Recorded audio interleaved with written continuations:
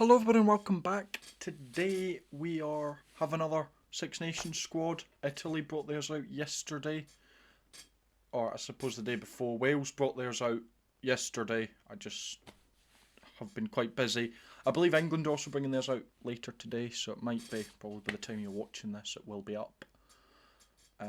So that video will be out later on today as well. And then, we've got Scotland, France and Ireland still to come, and imagine they'll all be in the next few days. So, yep, busy. But yeah, an interesting squad from Gatland. There's a few big calls. So yeah, we will hop right on into that. But yeah, let's go. So starting off with the props, we have got Nicky Smith, Kemsley Mateus, Gareth Thomas, Kieran Asarati, Wilgriff John, and Henry Thomas. Fairly inexperienced. I mean, you've got Nicky Smith and Gareth Thomas all with 20 plus caps, and then the rest have less than 10 between them. So, yeah, and that'll be a running theme for Wales here. With the fact that, just not many caps, especially in some positions. But yeah. Moving on to hookers, we've got Elliot D, Sam Parry and Evan Lloyd.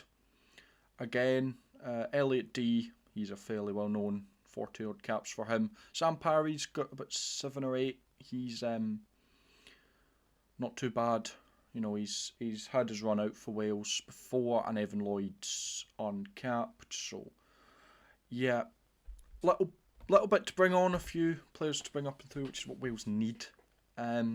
Next, going on to the locks, we've got Daffyd Jenkins, Will Rowlands, Freddie Thomas, Christian Tunza, and Teddy Williams. Again, barely any caps in there. Will Rowlands has a few, Daffyd Jenkins with a few, but apart from that, all the rest are below 10. Yeah.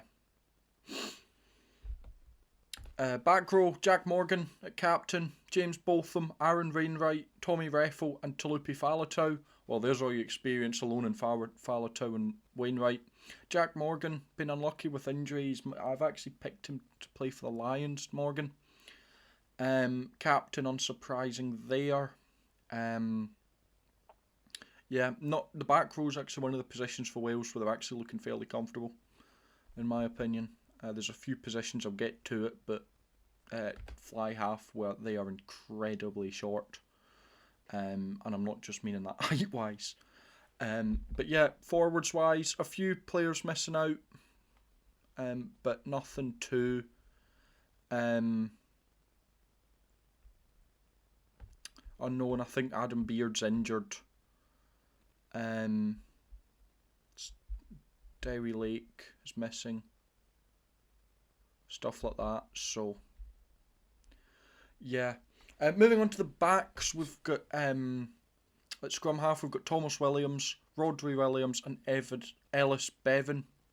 Again, Thomas Williams is probably most people's pick for 9. He's been mentioned as potentially going on the Lions, playing behind him. Rodri Williams and Ellis Bevan, very inexperienced again. Rodri Williams having a few caps and Bevan is uncapped for Wales. So yeah, but Thomas Williams is a solid 9 for them. Onto fly half, they've got Ben Thomas and Dan Edwards. A grand total of, Ben Thomas has 5 caps, Dan Edwards has nothing. For fly half, that's, Costello is now injured, who I think a lot of people were probably putting their hopes on. So, yeah, that's a rough one for them. But moving on to centres, we've got Nick Tompkins, Owen Watkin, Eddie James and Joe Roberts. Again, Tompkins and Watkin know their trade. They've got 25, 30 caps each. So they know what they're doing. But James and Roberts, 2 and 3 caps. It's just, with Wales, it seems like they've got 1 or 2 players who know what they're doing, and after that, there's nothing. I mean, I'm not saying these players are bad or anything, obviously. I mean, they're playing for their country, but no experience. On to wingers and fullbacks, back 3 now. We've got Liam Williams, Josh Adams, Josh Hathaway, Tom Rogers, Blair Murray, and Ellis Mee. The first thing that jumps out at me is that there's no Rio Dyer. He was actually, he's been a impressive player in a poor Dragons team. But Liam Williams back in the squad. Good to see him there. 84 caps, a bit of experience in there. Saracens, is that who he plays for? Josh Adams again. Good to see him back as well, actually, after some injury problems. So between those two, there is a lot of experience there. But again, the other four, there's less than 10 caps between them. I think it's 7, with Ellis Mee being uncapped. So yeah, so quite a rough team for Wales. A lot of Welsh fans seem slightly unsatisfied with it. I mean, as I said, it has been a little bit of time since this was announced, so there has been a lot of people putting out what they think. But yeah, let's just see. I mean, I've predicted Wales to come bottom. I don't think they're going to pick up a win. I mean, the Italy squad came out yesterday, and it looked actually fairly decent. So yeah, Wales. I mean, we'll see with the England squad. Although I can't see many strange calls, but who knows with Borthwick. Wales, have got Italy away, which is tough.